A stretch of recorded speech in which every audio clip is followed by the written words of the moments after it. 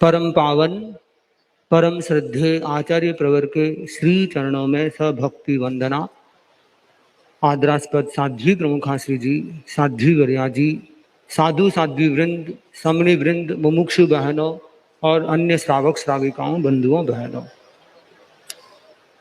आज का दिन जैन शासन के लिए, तेरापन धर्म संघ के लिए एक विशिष्ट गौरव का दिन है। आज के ही दिन परम पूज्य भगवान महावीर ने अपनी साधना के द्वारा उस लक्ष्य को प्राप्त किया था जिसके लिए उन्होंने लगभग 12.5 वर्ष तक कठोर तप तपा था, कठोर साधना की थी। आज के ही दिन परम पूज्य भगवान महावीर अपने मोहनीय कर्म को क्षय करके वीतराग पद पर आसीन हुए थे। आज के ही दिन भगवान महावीर ने वह योग्यता प्राप्त कर ली थी कि वे तीर्थंकर बन तीर्थ की स्थापना कर सके।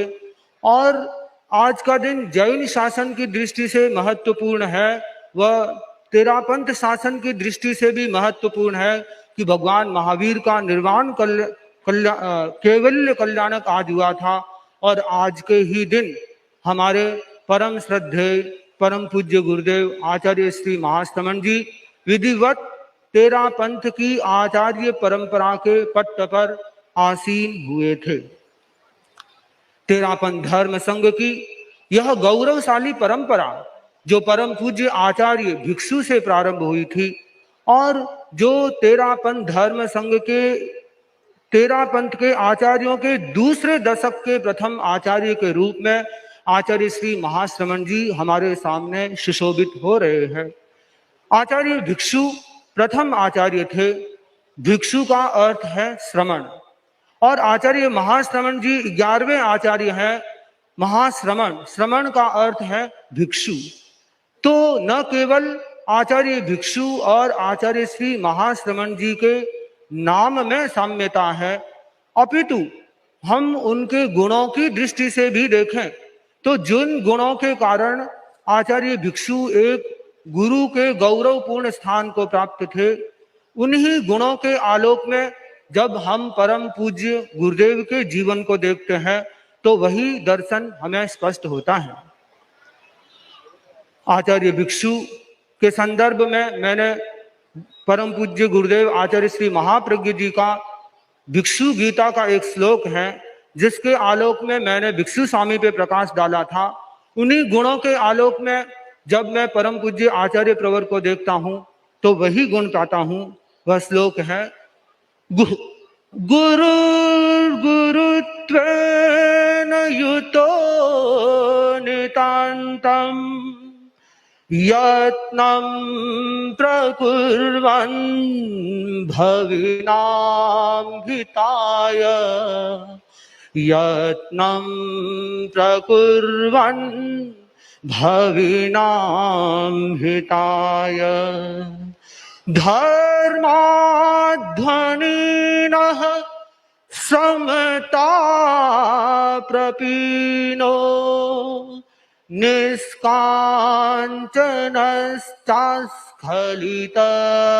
प्रणाली, निष्काञ्चनश्चास्खलित प्रणाली। इस श्लोक में बताया गया है कि गुरु कौन होता है। गुरु की प्रथम विशेषता बताते हुए श्लोककार लिखते हैं कि गुरुर गुरुत्वेन युतो नितांतम।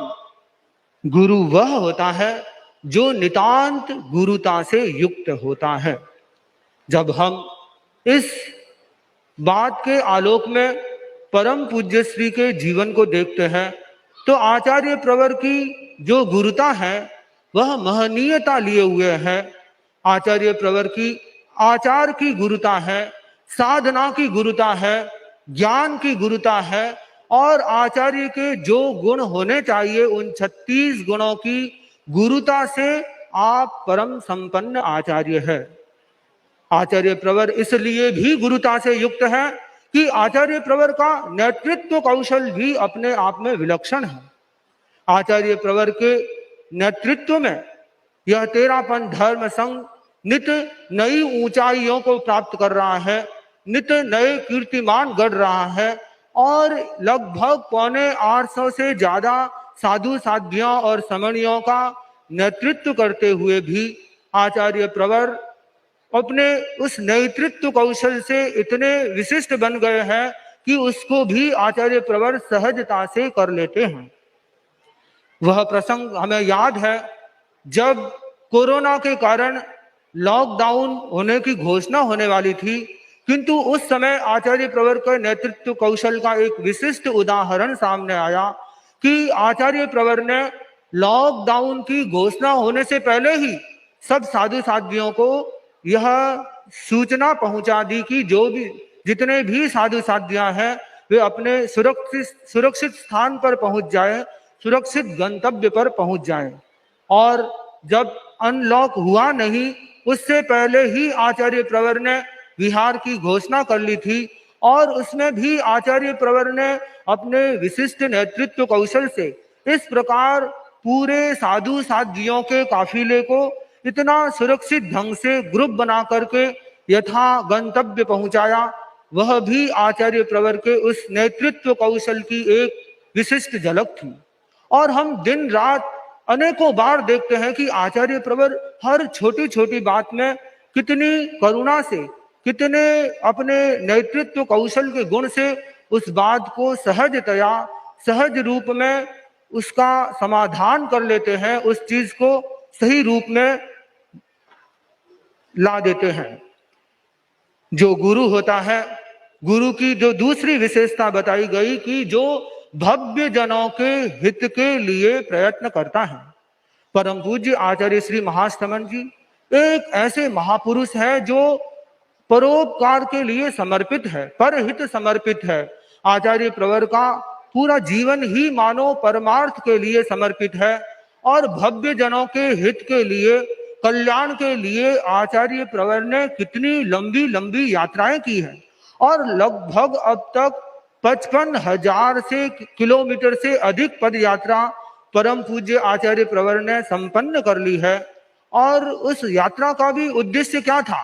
सब लोगों को सद्भावना, नैतिकता, नशा मुक्ति का परम पूज्य श्री ने इतना संदेश दिया है जिससे हजारों हजारों लाखों लोगों का उद्धार हुआ है, कल्याण हुआ है। आचार्य प्रवर जब अपनी यात्रा के लिए आगे बढ़ते हैं तो उनका लक्ष्य धर्मांतरण नहीं होता है, उसमें भी आचार्य प्रवर लोगों के कल्याण के लिए नित प्रयत्न करते हैं। जब आचार्य प्रवर पूर्वोत्तर भारत की यात्रा में थे, वहां पर एक मुस्लिम व्यक्ति परम पूज्य श्री की सन्निधि में पहुंचा और उसने प्रश्न किया, क्या आप धर्म कन्वर्ट करने के लिए यात्रा कर रहे हैं?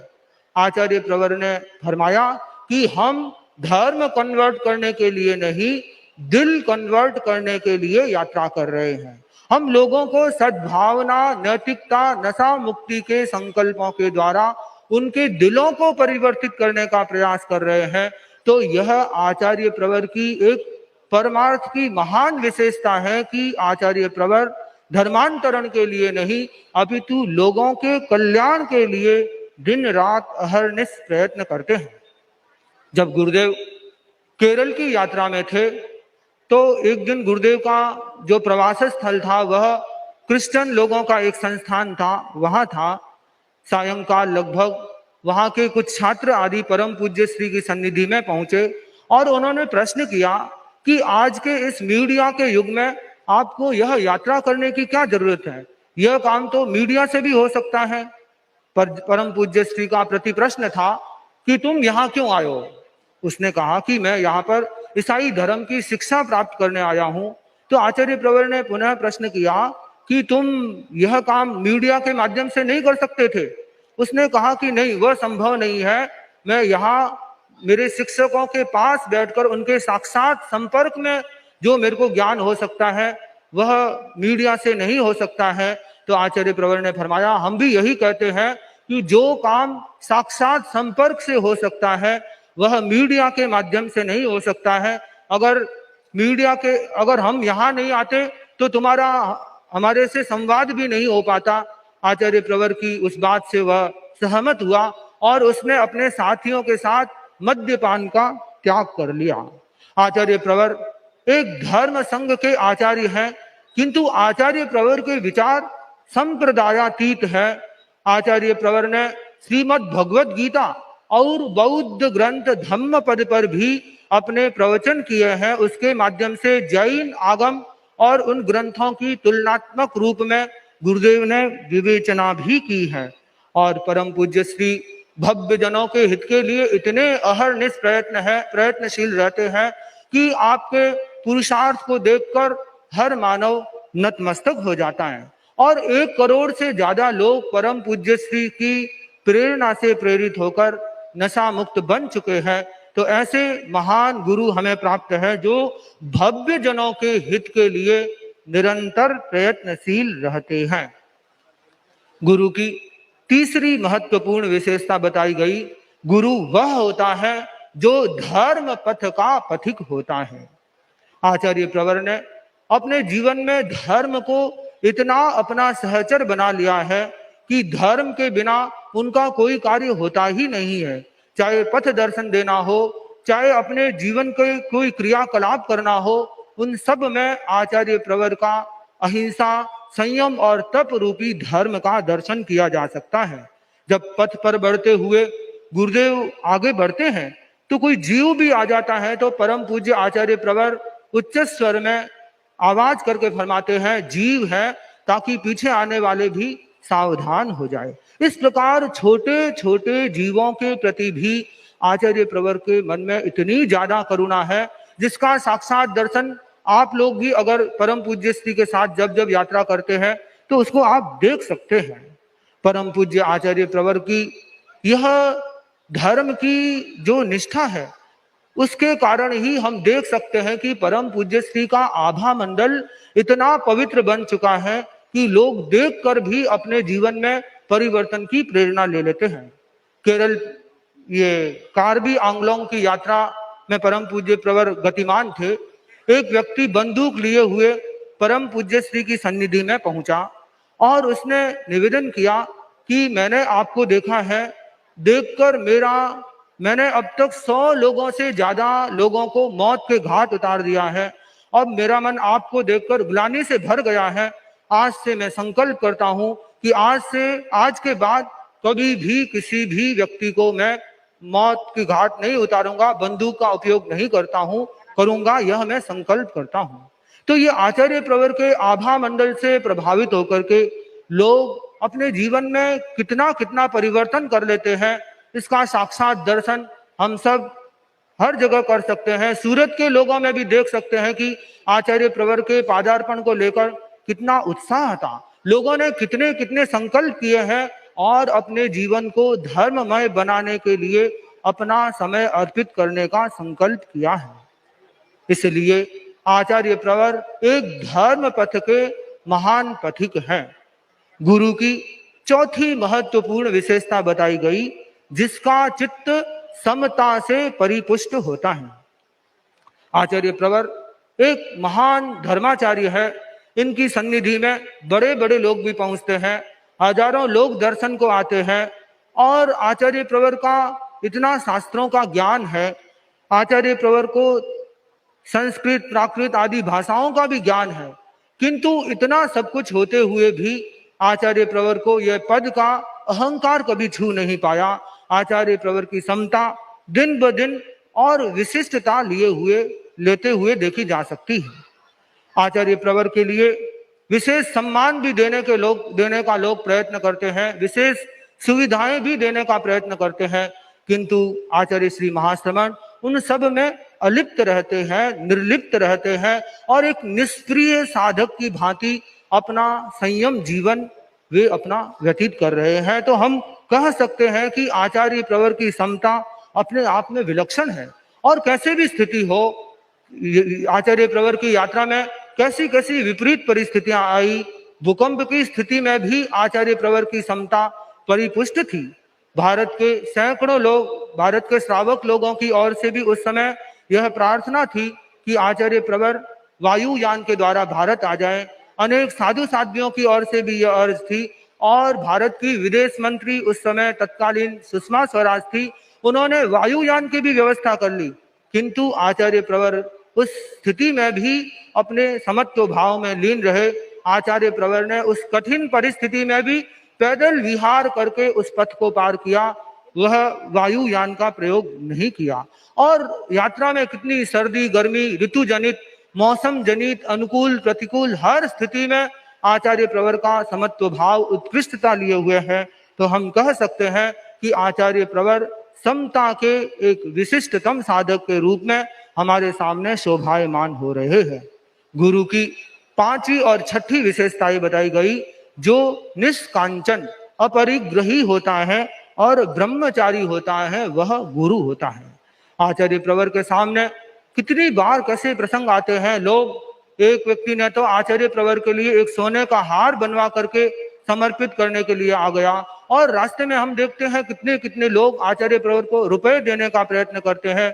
किंतु चूंकि जैन मुनि का एक नियम है कि वह अपरिग्रही होता है, तो आचार्य प्रवर उन लोगों को समझाते हैं कि हम नोट वोट नहीं लेते हैं, तुम्हारे जीवन में कोई खोट हो तो उसको छोड़ने का प्रयत्न करो। और आचार्य प्रवर की ब्रह्मचर्य की साधना भी अपने आप में विलक्षण है। आचार्य प्रवर का श्रोत्रेंद्रिय संयम, चक्षुरेंद्रिय संयम, रसनेन्द्रिय संयम आदि वह भी अपने आप में विशिष्ट है। तो आचार्य प्रवर उन गुरु के समस्त गुणों से संयुक्त है जो गुण बताए गए हैं। तो ऐसे महान धर्माचार्य को प्राप्त कर हम आज उनके प्रति मंगल कामना करते हैं। आचार्य प्रवर का कल जन्मदिन था और कल के ही दिन परम पूज्य आचार्य प्रवर युग प्रधान पद पर अभिषिक्त हुए थे। तो जन्म दिवस, युग प्रधान अभिषेक दिवस और आज पट्टोत्सव का पावन दिवस, हम सब परम पूज्य श्री के प्रति मंगल कामना करते हैं कि हमें आपकी युगों युगों तक शासना मिलती रहे, आपका स्वास्थ्य निरामय रहे, मंगलमय रहे और न केवल तेरापंथ समाज, संपूर्ण जैन शासन और मानव जाति भी आपके उपकारों से उपकृत होता रहे, ऐसी मंगल कामना करते हैं।